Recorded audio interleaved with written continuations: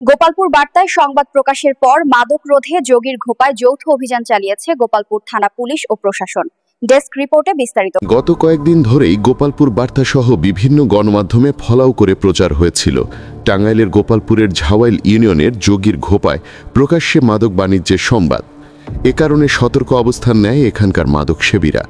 দর্শনীয় স্থান যোগীর ঘোপায় মাদক প্রতিরোধে বৃহস্পতিবার বিকালে পুলিশ ও প্রশাসনের যৌথ অভিযান চালানো হয়।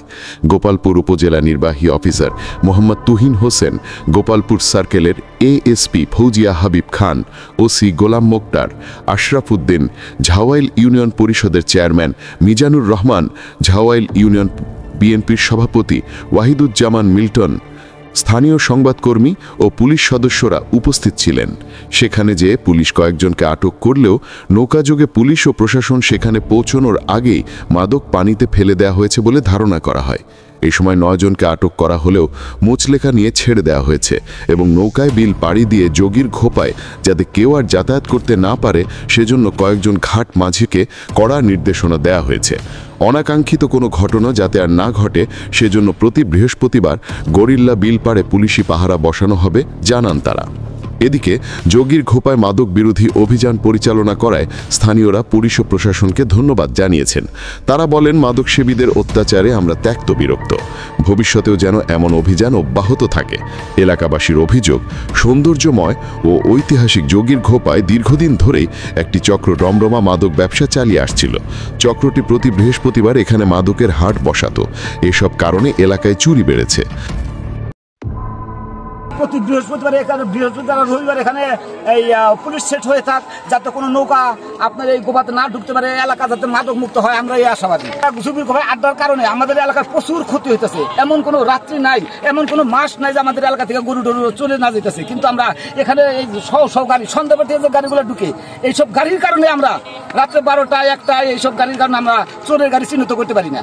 আমরা আশাবাদী যে আপনাকে দ্বারায় এই অনুসারে দ্বারায় যাতে এই যোগীর ঘোপা এই মাদক মুক্ত, ট্যাবলেট মুক্ত, এইসব ধান্দাবাজি মুক্ত থেকে আমরা রক্ষা পাই। ধর্মীয় কোনো নাই এখানে দেখেন, এটা ওনারা বলতেছে যে এটা মানে মুসলিমদের আপনার মানে এখানে এসে নামাজ পড়ে সবাই, কিন্তু এরকম কোনো মসজিদ বা কোনো কিছু নেই, জাস্ট শুধু মানত করে। তো আমরা আজকে বললাম যে এখানে এরা যাতে আর কখনো এখানে না আসে, এবং যদি যাতে আপনার যদি এরকম অভিযোগ আছে যে গাঁজা সেবন করে, আমরা আজকে থেকে এটা যেহেতু বন্ধ করে দিচ্ছি। যে কয়েকজন আছে ওনাদের কাছ থেকে আমরা মুসলিকা নিয়েছি, ওরা সবাই কিন্তু দেখেন যে অনেকটা সন্ন্যাসী টাইপের, ওনাদের কাছ থেকে আমরা মুসলিকা নিয়ে নিয়েছি এবং এখানটা আমরা মানে স্থায়ীভাবে বন্ধ করে দেবো, যাতে এখানে এসে কেউ আর মানে এরকম গান বাজনা বা আড্ডা দিতে না পারে। প্রশাসনকে বলে যাচ্ছি 144 জারি করতে এখানে আমরা বলে গেলাম, এবং এটা কনফার্ম যে তারা মাদক সেবী, এটা আমরা নিশ্চিত হতে পেরেছি। যাদেরকে আমরা এখানে পেয়েছি তারা মাদক সেবী, এটা আমরা কনফার্ম। এবং আমাদের পুলিশের পক্ষ থেকে যেটা হবে, পরবর্তী আইন শৃঙ্খলা রক্ষার জন্য এখানে আমরা সবসময় আমাদের পুলিশের টহল থাকবে।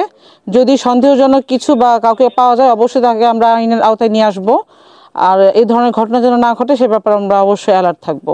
আমরা এরকম একটা মানে বিপজ্জনক জল মানে এটা কি বলে গভীর জলাশয় পার হয়ে আসছি নৌকা দিয়ে, এসে কিছু যোগী টাইপের পেয়েছি আমরা, যারা সবাই আশেপাশে এলাকার, কারো বাড়ি মোহাইল, কারো বাড়ি পিংনা, কারো বাড়ি এই গোপালপুর জাওয়াইল এই সারণ্ডিকেই, তারা লাল সালু পরিহিত অবস্থায় গান বাজনা এইসব আমরা একটা মজদার মতন পেয়েছি।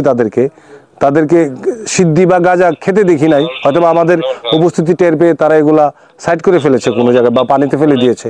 বাট তাদের অ্যাক্টিভিটিসে আমরা কনফার্ম যে তারা এখানে গান বাজনার পাশাপাশি সিদ্ধি সেবনও করে। তো আমি গোপালপুর থানার অফিসার ইনচার্জ হিসেবে এটা কনফার্ম করতে পারি যে এইখানে আর কখনোই কোনো এলাকা থেকে ইয়াং জেনারেশনে এসে এই সিদ্ধি সেবন বা এই ধরনের কর্মকাণ্ডে লিপ্ত হবে, এটা আমরা হতে দিব না। আমরা জিরো টলারেন্স এই এলাকার মানুষজনকে নিয়ে আমরা এই এলাকার এই যোগীর ঘোপাতে কোনো লোক যাতে এসে এরকম গাঁজা সেবন না করতে পারে বা এটা গাঁজার ক্রয় বিক্রয়ের একটা কেন্দ্র না হইতে পারে, এই জন্য আমরা খুবই সোচ্চার। আমাদের এখানকার হেমনগর পুলিশ তদন্ত কেন্দ্র আছে, আমি আমার সিনিয়র স্যারদের সাথে কথা বলে আজকে কথা বলবো, এবং প্রতি বৃহস্পতিবারে আমাদের একটা টিম এখানে কাজ করবে যাতে এই ধরনের কোনো কার্যকলাপ আর এই যোগীর ঘোপাতে না হয়। সকলকে ধন্যবাদ।